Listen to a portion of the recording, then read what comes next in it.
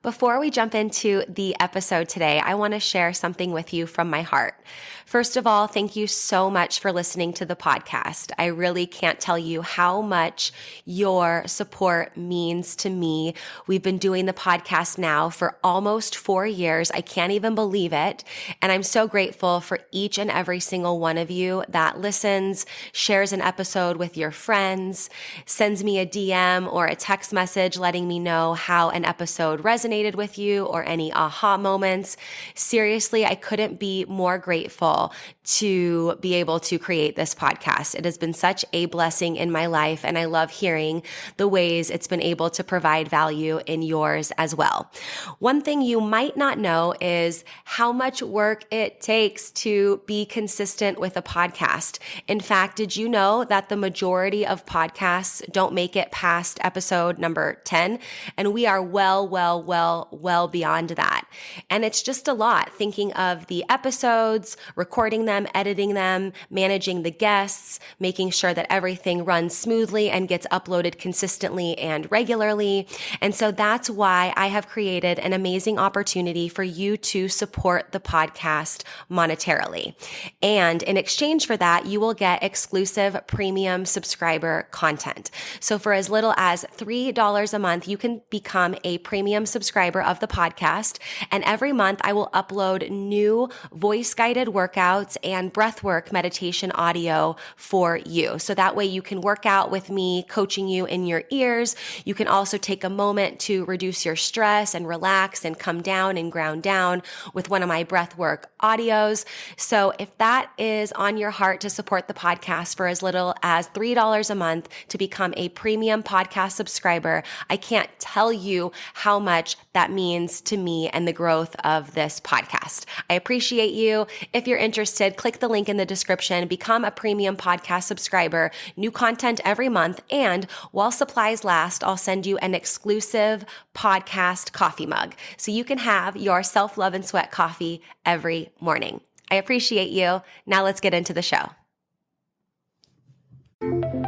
Welcome to Self-Love and Sweat, the podcast, the place where you'll get inspired to live your life unapologetically, embrace your perfect imperfections, break down barriers, and do what sets your soul on fire. I'm your host, Lunden Souza. Hey, have you grabbed your free Self-Love and Sweat monthly calendar yet? This calendar is so amazing. It comes right in your inbox every single month to help you have a little nugget of wisdom, a sweaty workout, a mindset activity, just a little something to help keep you focused and motivated and keep that momentum towards your goals. So every day when you get this calendar, you'll see a link that you can click that will lead to a podcast episode or a workout or something that will be very powerful and quick to read. And then you'll also see on the top left corner of every single day, there's a little checkbox in the calendar. And what that is that's for your one thing. You can choose one thing every month, or it can be the same, something that you want to implement, and make this something that you can easily implement, like daily meditation or getting a certain amount of steps or water, for example, and staying hydrated, and even taking your supplements. This can be something if you want to get more regular doing a particular habit and routine, you can choose what that checkbox means. So if you want your Self-Love and Sweat free monthly calendar delivered right to your inbox every month on the first of the month, go to lifelikeLondon.com/calendar, fill out the form really quickly, and you will have your calendar in your inbox within a few short minutes. That's lifelikeLondon, lifelikeLondon.com/calendar. Go get yours for free and enjoy this episode. Welcome back to the podcast. Today we have Megan Arneson as our guest on the show. She is a coach that helps entrepreneurs bust the cycle of the hustle and step into intuitive flow. She's the host of the up-and-coming podcast, Fuck the Hustle podcast, and she's been living the last 6 years as a full-time digital nomad and spends a lot of her times outdoors, away from screens, embodying the Fuck the Hustle lifestyle as much as possible. Welcome to the show, Megan. So great to have you. Thank you so much, Lunden. I'm honored to be here. I think this is going to be a really fun conversation. Megan and I met through a mutual friend, who created a company called NABA that her and I are both creating master classes for. And so I had just the opportunity to connect with her quickly in person in Denver, and also in Instagram land, which I love because you're putting out such wonderful content to help remind us that we don't always have to do more to get to where we want to go, or we don't always have to hustle and grind to get to that successful, blissful outcome that we might be looking for. And so my first question would be like, what was that moment for you? When did it shift from maybe hustle to flow? Like, when did you say, fuck the hustle for yourself and decide to make that your message? Yeah, good question. So for me, it's been one of those things where it's happened over and over and over again. And like I kept not fully learning the lesson. And the first time was I was working a corporate job in San Francisco. It was my very first quote unquote real job. And up until that point in my life, I had just been doing everything that I was told I should do to be successful. I grew up in a family where from the time I was 5 years old, it was when you go to college, right? So it was like, okay, well, obviously that's a thing that you do. I didn't recognize that I had a choice. I was kind of groomed into this, and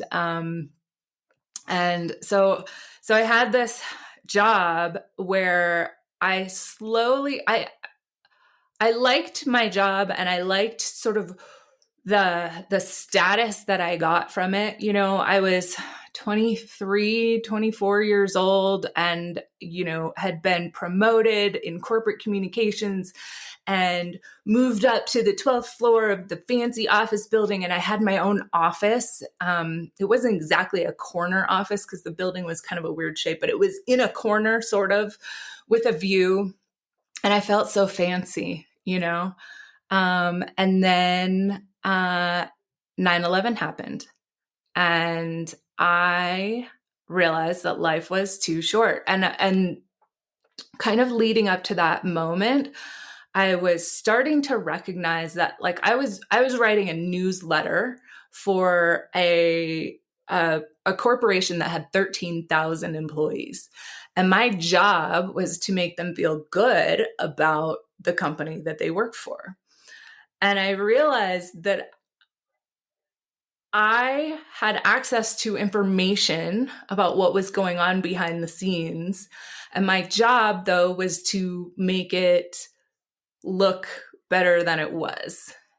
And I realized that like my role here is to lie to these people and be totally inauthentic. And it felt so icky. Like, and it was kind of a slow realization. And then all of a sudden it was like, life is too short. I don't want to be here. I quit my job. I cashed in my 401k. I moved to the mountains of far, far Northern California. I moved in with my boyfriend, who was a fisheries biologist, and we lived on 50 acres in the middle of nowhere in a little 3-bedroom like log cabin. And over time, it was amazing and wonderful. At the time, I felt like such a rebel, and I was like, my mom is totally going to disapprove of this, of this decision, as are all of my friends who, like my boss even was like, what are you doing? You are climbing the ladder. You are like living the dream that so many, and I was like, I don't care. Like, it's not authentic. It doesn't feel good. I'm just doing what I think I'm supposed to do. So I go to the mountains, it's awesome in a lot of ways, but also very isolating.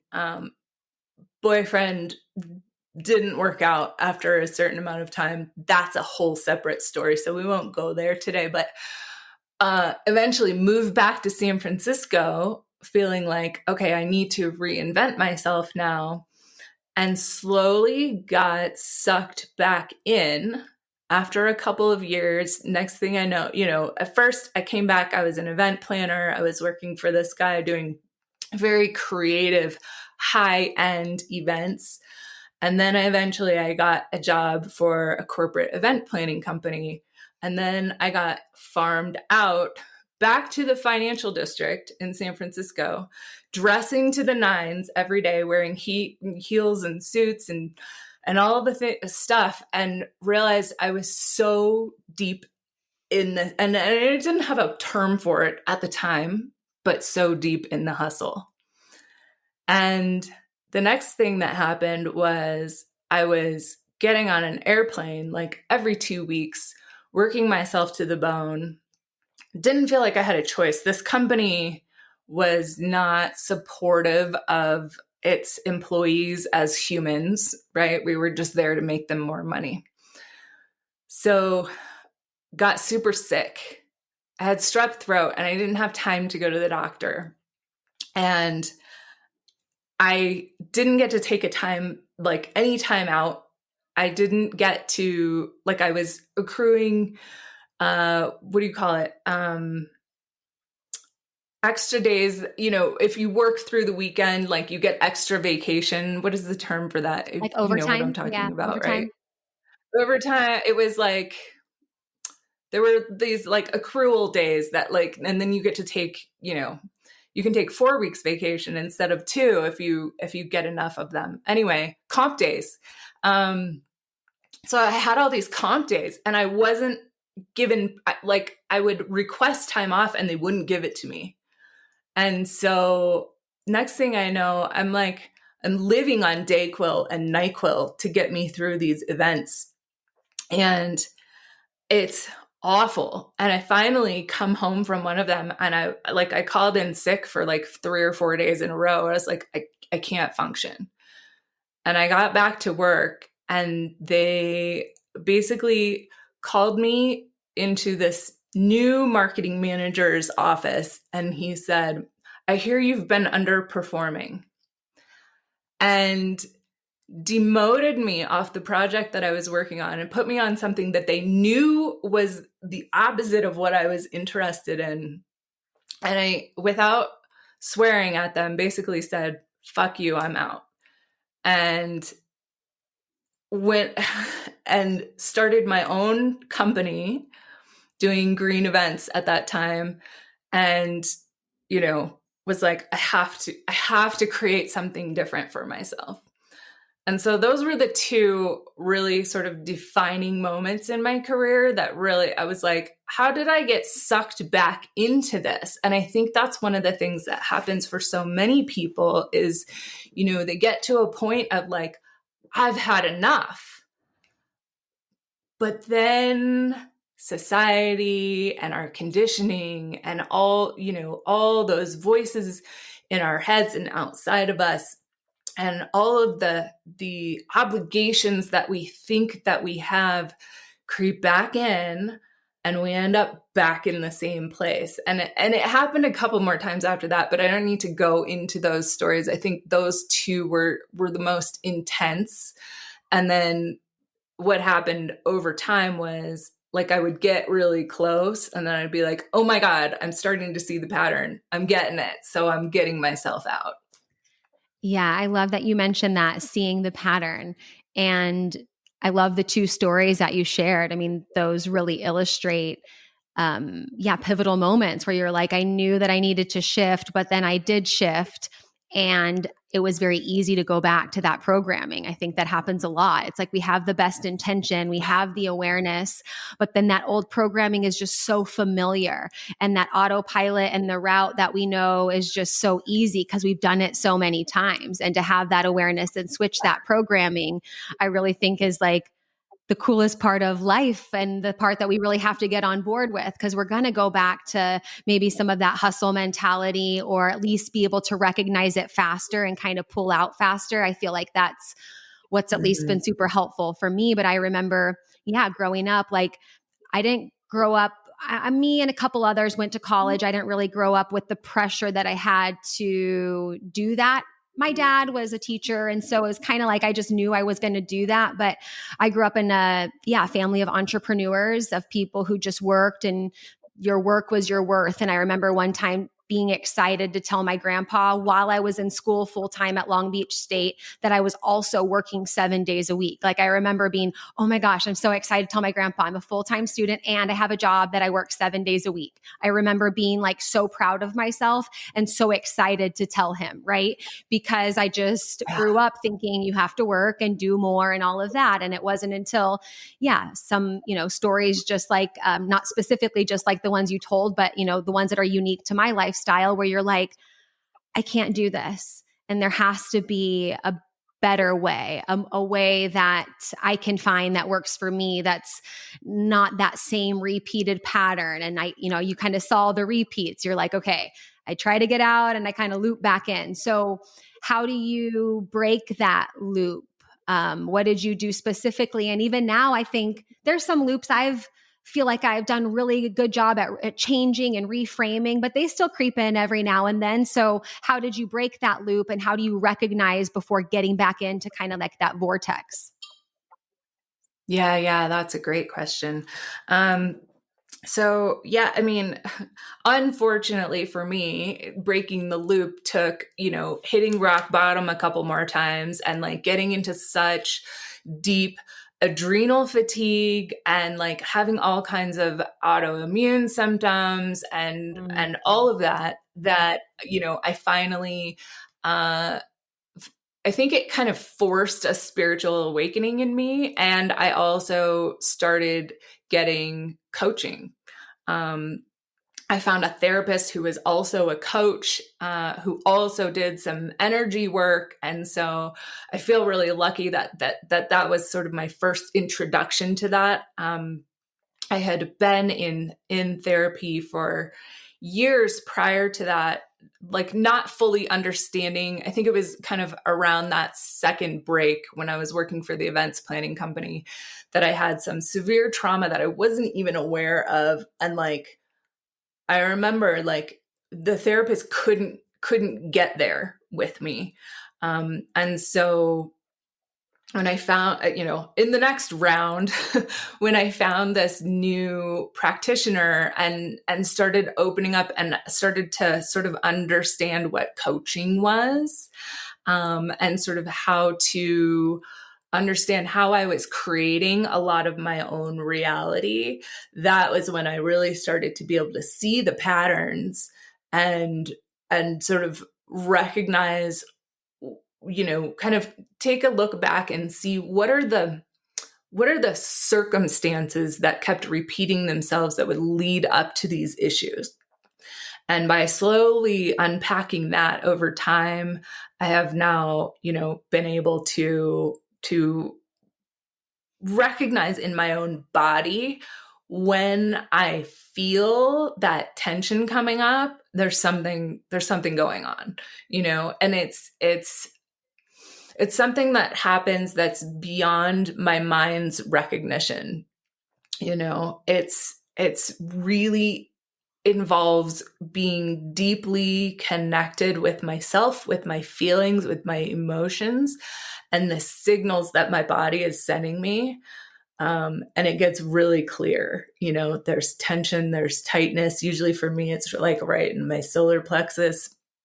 And I have become so attuned to that. Whereas before I was totally numb to anything that was happening in my body, but now I can feel it coming. And that's the signal then to my brain to be like, okay, wait a minute, let's take a breath here, slow down, reel it in. Let's reassess. Is this really what we want? Is this activity, is this situation something that is drawing us closer to joy and freedom and, the outcomes that we truly want? Or is this one of those old patterns that is starting to creep in again? Mm-hmm. I like that you mentioned the physical spot that you feel. I often refer to it as like the whispers, because I remember I used to have really bad cystic acne. I had a lot of ways that my body was like screaming at me, right? Like banging at the door, I say. And now there's through this journey, which took, some years and work and connection and excavation and stuff to really be able to hear like the, psst, hey, Lunden, and for me, it's the heart space, but on my back. It's like on my back, right behind my heart. That's the spot that I start to feel. And then a little, like if I'm, doing too much or maybe haven't slept enough, or I need to I just feel like a little scratch on the right side of my throat. And that just came from feeling it, deciding that that might be a whisper, listening to that. And then it worked, right? I don't, maybe our bodies can, for those listening that maybe, don't have a lot of experience with what it might be like to really tune in and just know.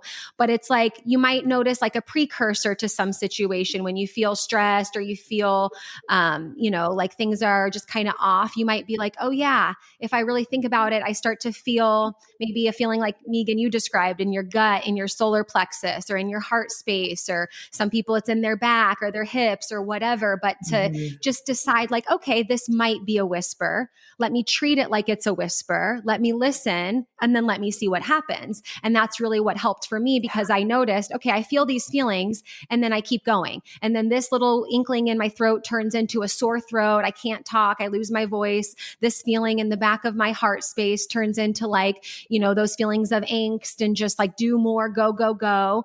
And so, for those listening, I think it's great that's what makes us so unique. And that's what I think some people get so frustrated, because they want like, well, if I feel this way, then that, or if I should do this, then that. It's really, we're so unique. Like your whisper is going to be different than my whisper versus somebody listening. And I think when we can get good at tuning into those whispers, that's kind of like that, I don't know, that inner knowing or that inner wisdom that then becomes recognizable. Like, don't you recognize it so much more now when it comes? Hey, really quick, I want to interrupt the podcast for just a minute to tell you about one of my favorite supplements for hair, skin, nails, digestive, and gut health. And that is Snap Supplements Super Greens with collagen. Now, if you're following me on social media, you've probably seen me post about this a bunch, because honestly, this product tastes amazing and it's jam-packed with nutrients, like I said, to support healthy hair, skin, and nails. It helps support detoxification, a healthy immune system, and there's even probiotics in there for a healthy gut. It's non-GMO, no sugar added, soy-free, grass-fed collagen, and every scoop is going to give you 7 grams of protein. And this is why I love it, because it's not like a protein shake. It's just a scoop of powder. It tastes amazing. I put it in water, or if I want more hydration, I'll put it in coconut water and mix it up. And it's like having a nice, refreshing beverage that's packed with a bunch of super greens and protein. So what I'm super excited about is that for listening to the podcast, you'll get this discount here, nowhere else, but for listening to the podcast. You can save 25% off on all your Snap supplement purchases, including the super greens with collagen. And you do that by using code Lunden25 at checkout. That's LUNDEN 25. LUNDEN 25 to get 25% off at checkout. You can shop on snapsupplements.com, or you can shop on my website, lifelikeLondon.com/supplements. And you'll see there's already an additional 10% taken off. But you, because you're a podcast listener, you're going to get 25% off when you use the code Lunden25 at checkout. LUNDEN 25 at checkout to get your Snap supplements, super greens, and collagen, and all your Snap supplements for 25% off. Now, let's get back to the show. Oh, yeah. Oh, yeah, totally. And, one of the things that I have done in the past couple of years, in addition to I got certified as a life coach in 2018. And then I was like, I want more, right? I like the foundation of that. And I wanted to go deeper than mindset coaching, I wanted to go beyond the thoughts and the beliefs. And because I was finding in myself that it's my subconscious, it's my body, where that's where the trauma is stored, and you can't solve that from the level of the mind, right? So as I was digging out more and more old trauma, right? Recognizing when I was being triggered and whatnot, and recognizing when I had the cystic acne starting to come back up, is learning to really go deep and listen to like the voice of, I call it the voice of my soul. One of my teachers calls it the inner voice, right? It's the soul consciousness, your higher self. It's that part of you that knows so much more deeply and concretely than the mind. The mind thinks it knows, right? But your higher self is what really knows. And so I got certified as an inner voice facilitator, and now that has become sort of the foundation, the rock of the work that I do with all of my clients. But before most of us can actually hear that voice, right, and really distinguish it from the incessant voice, chitter chatter voice of the mind, we have to release. There's so much old emotion that is stuck in the body, and there's layers of it that kind of need to be released before we can truly feel that stillness and hear that intuition. And so like, I love hearing you. Like, I had a client who, she would always talk about kind of the heart space behind the back as well. And she was like, it feels like a hand that's like pushing me all of the time. It's pushing me to do things that I don't really truly want to do, but it feels incessant, and I don't know how to get rid of it aside from like going and doing more, this frantic feeling because she was trying to get away from the hand. So yeah, that's one of the things that I think we're not taught to listen to our bodies. We're not taught to feel our feelings. A little kid has a bad moment, and they start crying, and you're like, here's an ice cream, or like, here's your toy. Like, we want to distract them from that. But over time, over many years of not allowing those feelings to sort of work themselves out, we store all of that in our nervous systems. And so until you start to go in and release those layers, it can be really hard to trust that you have intuition. I feel like I've heard so many people say, "Oh, I'm not very intuitive." And I'm like, oh my God, but we all are. We all have that innately within us. It's just that we've been taught not to trust it. And then we've been taught to trust our ego mind over it. And then we've been told not to feel our feelings. And so there's all this, like, I think of it as either like layers of junk piled on top, or like dirty pipes, clogged up pipes. And we just kind of need to clean them out gently. And over time, all of a sudden you realize like there's so much more in there that's available to us. Yeah. Yes, all that junk. I call it the Tupperware in the back of the fridge, the one that you like put back there, and then over time it starts to stink, and you keep opening the fridge and you're like, what is that? And then you finally find it and it's like moldy, and you're like, what? Oh, that was the lasagna from 1982 or whatever. Or in our case, right? Oh, that was that one situation when I was 7 or 10 or a teenager or something that it just got locked in, sealed, and put in back of the fridge, but no one put a date on it or labeled it or like decided what they would make it mean before they would put it away. And then it's like, stinking in there. And I love what you mentioned about the client you were working with, and how that hand was almost in that back of her heart space, pushing her forward. And she had that awareness of it being maybe a whisper or something that she could feel and know, but she didn't know what else to do other than to follow that push of the hand to go do more, hustle more, all the things. And I really resonate with that because I was looking on Instagram, or there was like a meme I saw the other day that was like, continuously, I can't remember specifically, but basically, even though I had the awareness that work was my worth and that my family line, I wanted to break it was still a trauma response for me to work, right? Like if I found myself in an uncomfortable situation, I'd still want to do more and I'd still want to work more and get more work done, right? Even in, let's say, I love my boyfriend. He's wonderful. We go deep in conversation, right? And I love that. I know that I love that. But my physical body for a while, especially when we first started dating, when we would have these tough conversations, I'd have to be doing something. I'd be like folding towels or cleaning or moving, whatever. So we've been together for a couple years. And a few days ago, we were having another one of those conversations. And I was just sitting there, not doing anything. And afterwards, I was like, I'm so proud of myself. That was the first time that like my physical world and my internal were like matching, like it was congruent, right? And it went from needing to be like cleaning and doing stuff versus then I would fold like little hand towels. Like I just would start doing things while we would talk.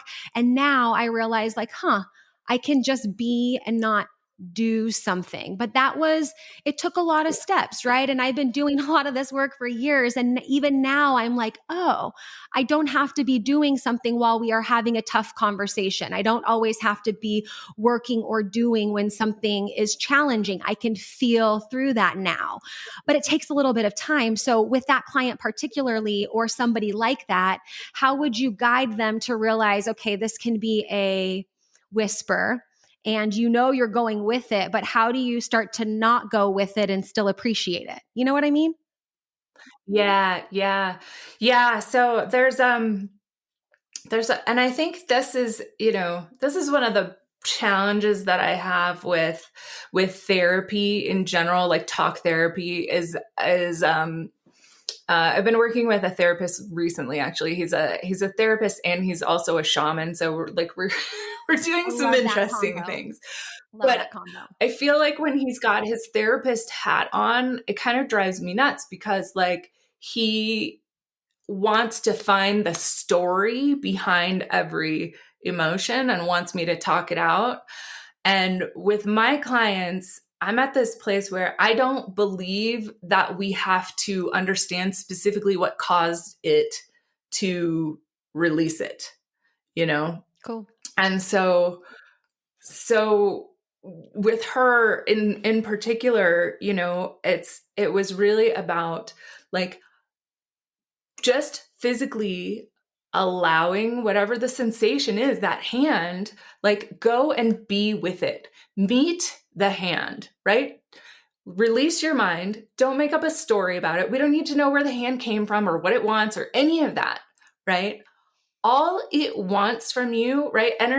Energy stands like emotions are energy in motion, right? And so when we don't process them, they get stuck. So they're not in motion anymore, right? All it wanted from you in the first place was your attention. And so if you go there and you give it all of your attention, right? Set the mind aside gently for now and just go to the hand. Feel everything there is to feel about the hand. Notice how big it is. What is the texture? What is the density? Is it warm or cold? Does it have a color to it? Is there a vibration to it? Like, be with it in its entirety. And once you have fully felt it, it might release itself. And it did, right? Like eventually it just kind of like dissipated off into the ether. And now that's energy that's been released that can be recycled or reused for something else, for something, that's more beneficial to somebody else. You don't need to keep it. It's not yours necessarily to hold on to anymore. And we don't have to make a story about it. And, the hand came back a few times after that, but she knew what to do with it. And she did it on her own, and it released. And over time, like, there was no more pushy hand after she had practiced that enough.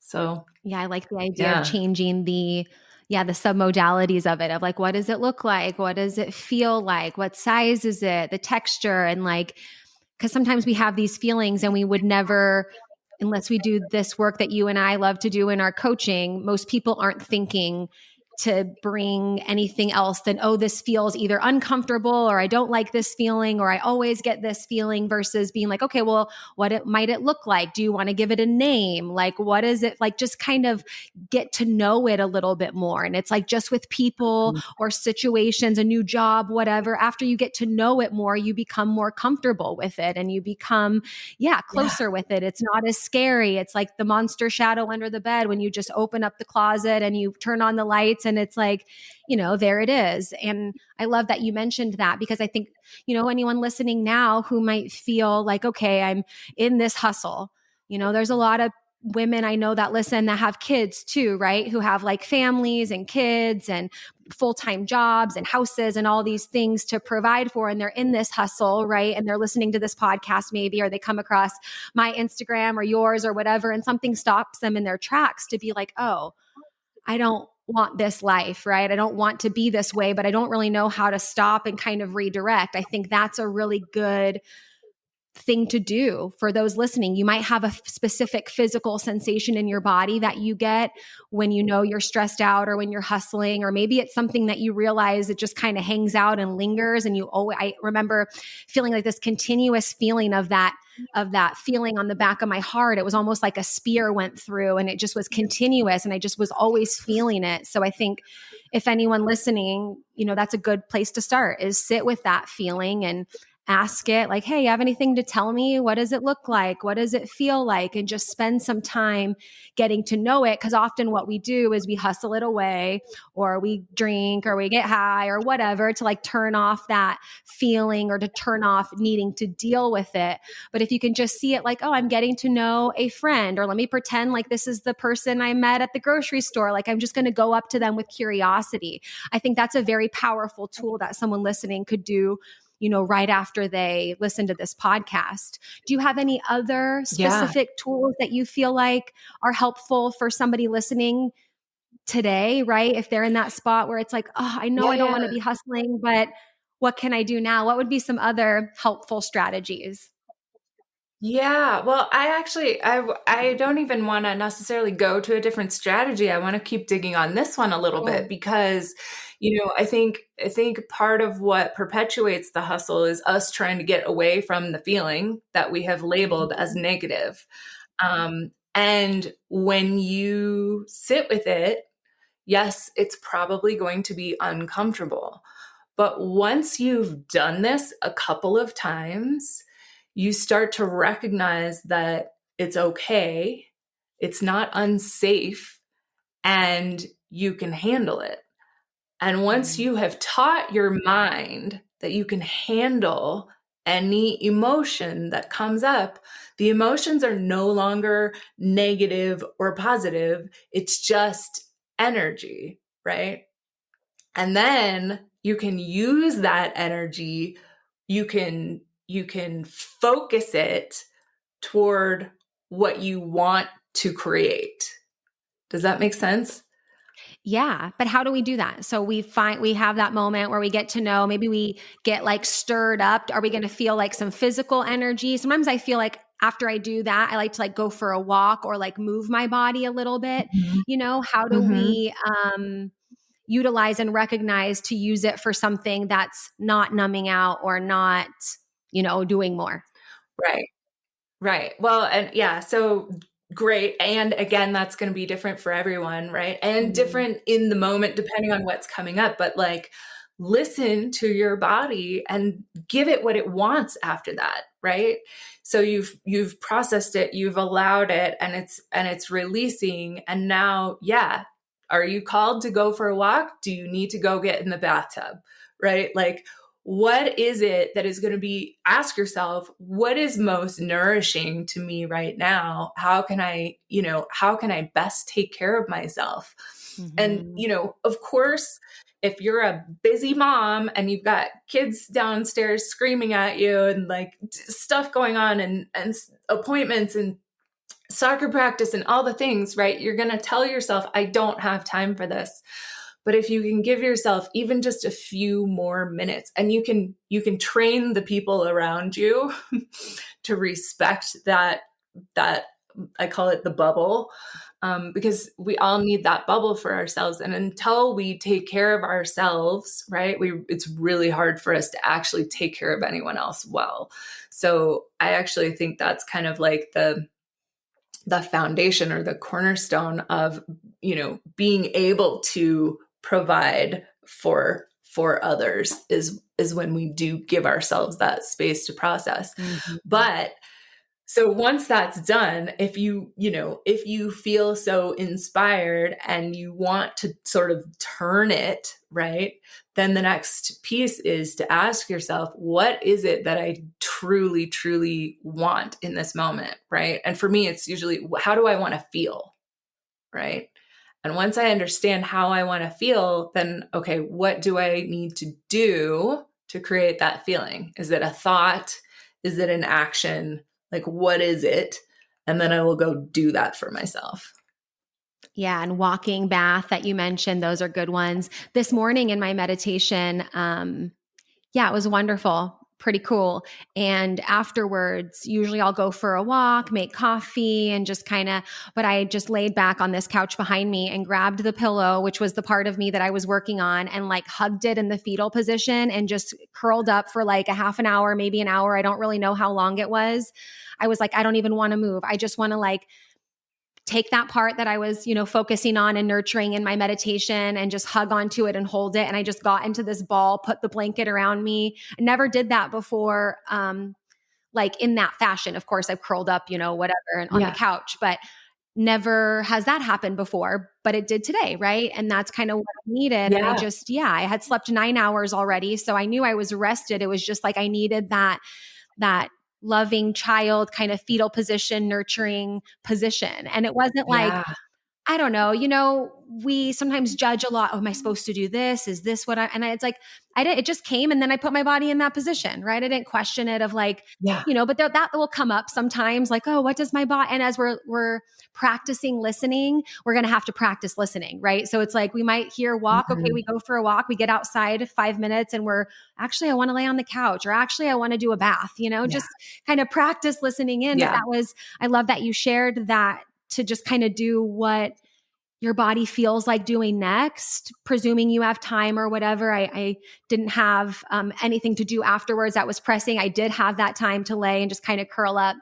And then the other point that I want to mention is my friend and business partner, Amanda, who I love, she has 2 kids, and then she does a car. So when she pulls up to her house, she stays in the car, I think 20 or 30 minutes to just do her car thing. And her husband knows, or like the babysitter, if they're watching their kids, they know, hey, when I pull up, I'm not home yet. Like, I'm in that space. And it's funny because she said her neighbor came up to her one time and like knocked on the window and was like, are you okay? I see you sitting in your car a lot. And she's like, actually, I'm great because I sit in my car a lot. This is my mom time, whether it's sending emails or texts or getting stuff done work related that she doesn't normally get done when her young children are, wanting all the things from her. And so I'm not a mom, and I just sometimes just with myself on my own, it gives me so much more respect for parents and for people who are taking care of others, So I always like to acknowledge that, because I know a lot of my listeners are parents, but that car moment. And I love what you said about teaching people kind of how to treat you, to know, hey, when so-and-so gets home, they're in their car, In fact, my boyfriend did that yesterday. He pulled in and he was still in the car, and I heard the garage open. So I went there, I opened the door, but he was just sitting in the car. And I was like, oh, he probably just needs 5 or 10 minutes in the car, whatever. So I didn't like, hey, what are you doing? I just kind of went back up and realized, oh, he's just taking a little, a car break. And so I think we sometimes think, oh, I have to carve out this moment, and I need to, have my incense and my, meditation chair. It's like, no, you can just kind of be in your car for 5 or 10 minutes, after running an errand, or when you get home, just to do some of that visualization, spending time with some of those feelings, and just kind of getting more acquainted with that stillness. Because if not, we're just like, go, go, go. And you and I were talking about this before we started the podcast, about how we really like to be alone. But in some cases, people can't be alone because that alone time can be scary. Like there's a lot of things that sometimes people don't want to face in that. And you and we meditate and kind of do our thing. But I remember being at I think it was like a workshop, and we did maybe like a 20-minute meditation. It was just like a cool thing I got to go to in San Jose. And I remember the girl next to me, we were talking afterwards, and she goes, I don't remember the last time I sat with myself like that for 20 minutes straight, you know? And I was like, yeah, it's profound, huh? Because I personally take 1 to 2 hours for meditation a day. That's just my jam. That's what I love to do. But it was so beautiful the way she recognized it, because I think a lot of people can relate of like, I don't remember the last time I just sat with me for 1 minute, 2 minutes, let alone, 20 or whatever. But yeah, it can be a little scary when we're not used to it, that alone time, right? Yeah. Yeah. And I think we put so much pressure on ourselves, it's like to like make the perfect meditation space, and like have to light the candles and burn the Palo Santo and like pull the cards and, make it dark and or whatever it is that you're doing. Like we put so much pressure on ourselves to like make it right. And I think one of the things that's just kind of missing is like every moment, every day can be a spiritual moment or a moment of connection with self or source. It doesn't have to be some big ritual. The rituals are great, and the beautiful spaces are amazing, but that's totally not necessary in order to cultivate connection. And so I love to encourage people to just drop expectations about that and not have to make it be some big thing. It can be anytime, any moment in your car, Yes, creating those moments wherever you are. Because when we try to set the stage to make it perfect, it's like you can't do that all the time. When you can, great. When you can draw a bath and light the candles and create that full, ambiance for yourself, go for it. But don't not take the time just because you feel like you have to have that full setup. So powerful. Yeah. What do you think? We didn't learn this in school. Like I didn't learn these skills until I was 30 and my niece is 4.5 and I love her so much. And I'm doing my best to drop the seeds and just, help her understand some of the things that I think would be so valuable to have known when, before I was 10, for example. What do you envision this being taught in schools? Like, what's your kind of dream for how we can help the younger generation or teach, that the youth, that they don't have to do it the way that we did? Like, do you have a vision for that? Or do you focus more on adults, or like, what do you think? Yeah. I mean, I definitely focus more on adults, but I have a nephew who's my favorite human on the planet. So I totally, I know. And it's yeah. Oh, I'm getting a little emotional because I watch him. He's so magical and he's so connected and he is such a feeler. And my brother, his father, is like totally shut down emotionally. And it's really hard for me to watch, like I connect with this kid so deeply and we don't even have to share words, and then his dad walks in the room and he like freezes up and it's like a totally different kind of person, and I think it's so important to model for kids that it's okay to feel your feelings. My brother is constantly telling him not to react. Don't get emotional. Like that is not what cowboys do, and it's really challenging for me to watch. And, when it's just he and I, there's all kinds of opening up, and he's a strong kid and I know he's going to be fine. I think one of the things that we have to do collectively as a society is stop trying to mold them into something, and just let them be, but also just modeling how to feel your feelings, right? How to do everything that we just talked about that we didn't learn, right? That I'm still, peeling back layers on every day and will be probably for the rest of my life. I mean, I think that's part of what this whole journey is about, is like learning those lessons. And for me, this is definitely a big one, and it's a lifetime process. But being the example of how to do that and showing that it's safe and that it's okay is super important. But we can't do that unless we're fully embodying that. Yes, you're so right. Being that model is everything for our youth, for adults, for people way older than us too. It's right. We can really use our actions instead of telling people you should stop hustling or you need to be more in flow, whatever. We can just model what that looks like. But I have a similar feeling too, where there was just certain things where I was like, yeah, I can't intervene. I had my things to unpack as I got older. Everybody's going to have those things. So need not interfere. And just model that. And I think, the family I grew up in was like, work, we believe this is how we do it. This is right. This is wrong. Very like, this is how we do it.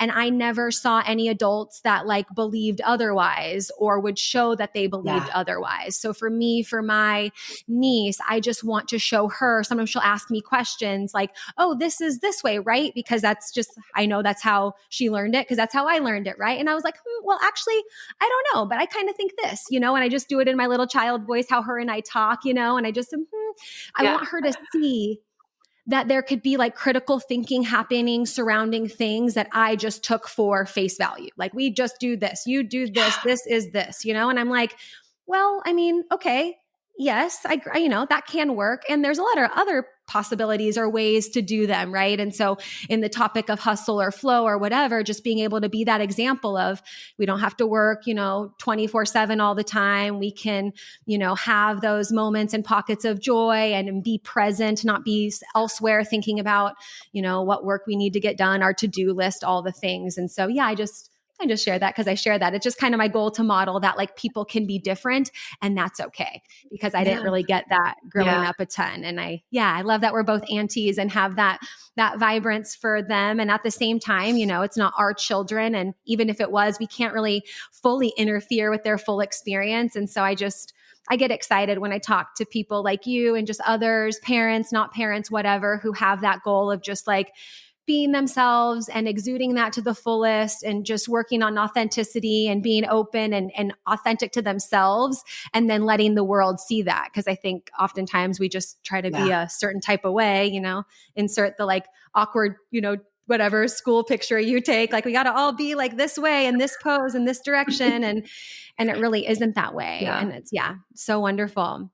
I want to talk a little about your up and coming podcast. Maybe someone listening to it at the moment, your podcast might already be out, but at the time of recording, it's being birthed. It's happening. It's being created. So why did you decide to create the podcast?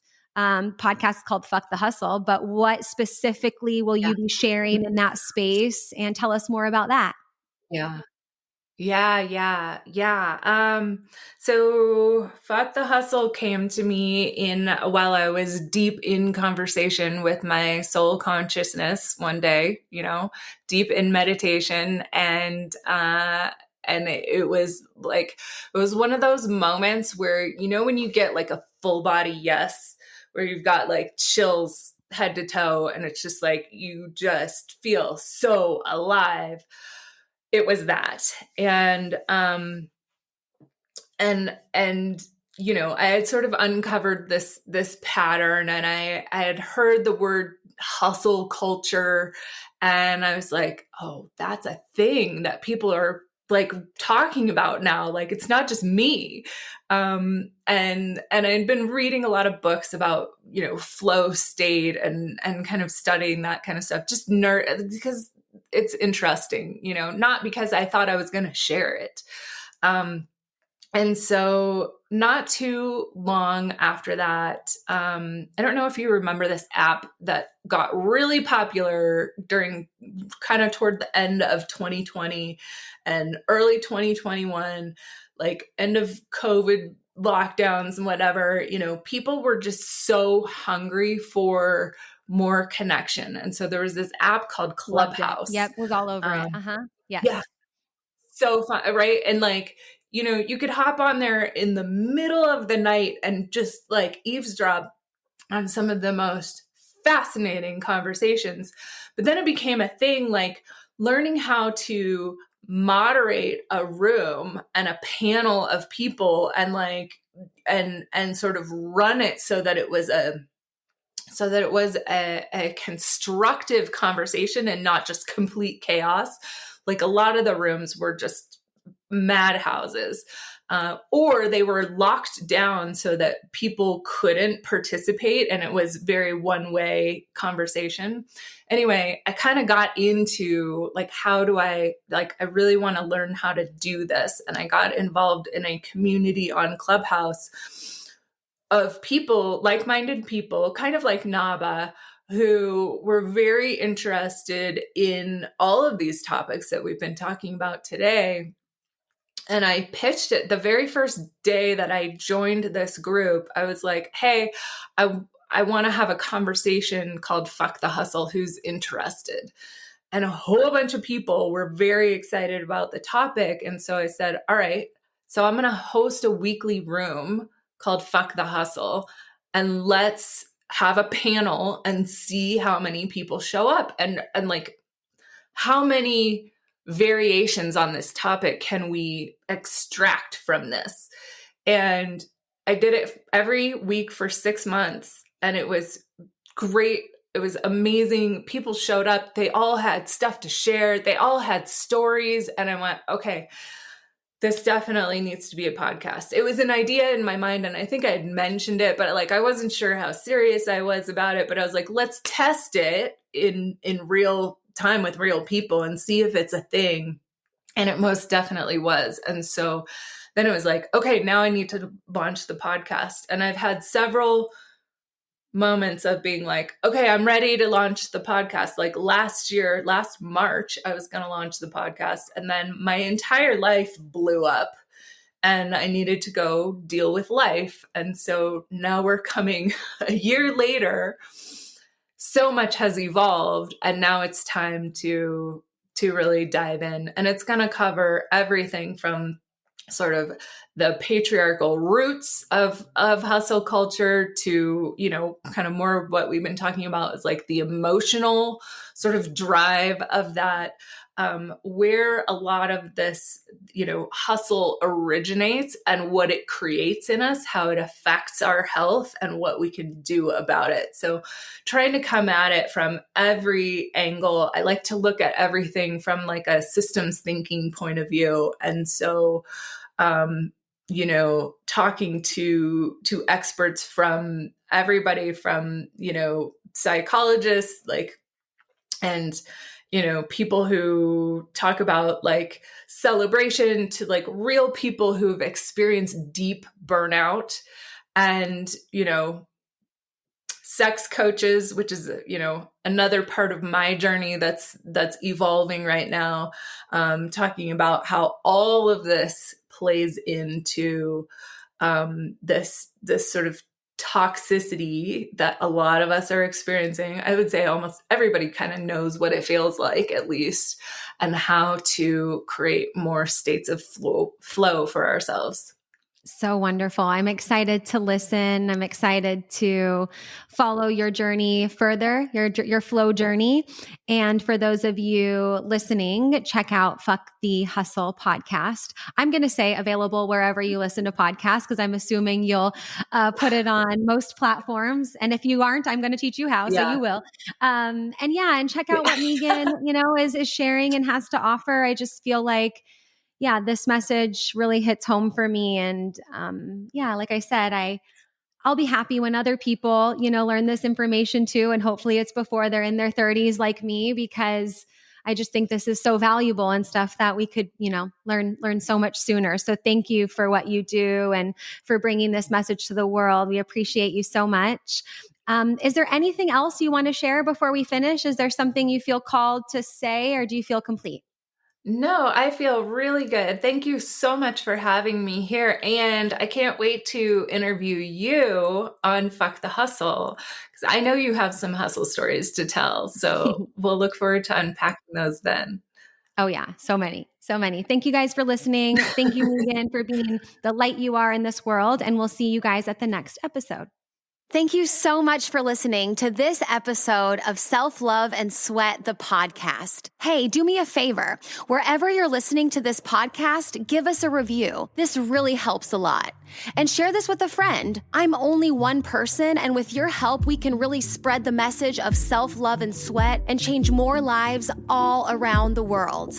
I'm Lunden Souza, reminding you that you deserve a life full of passion, presence, and purpose, fueled by self-love and sweat.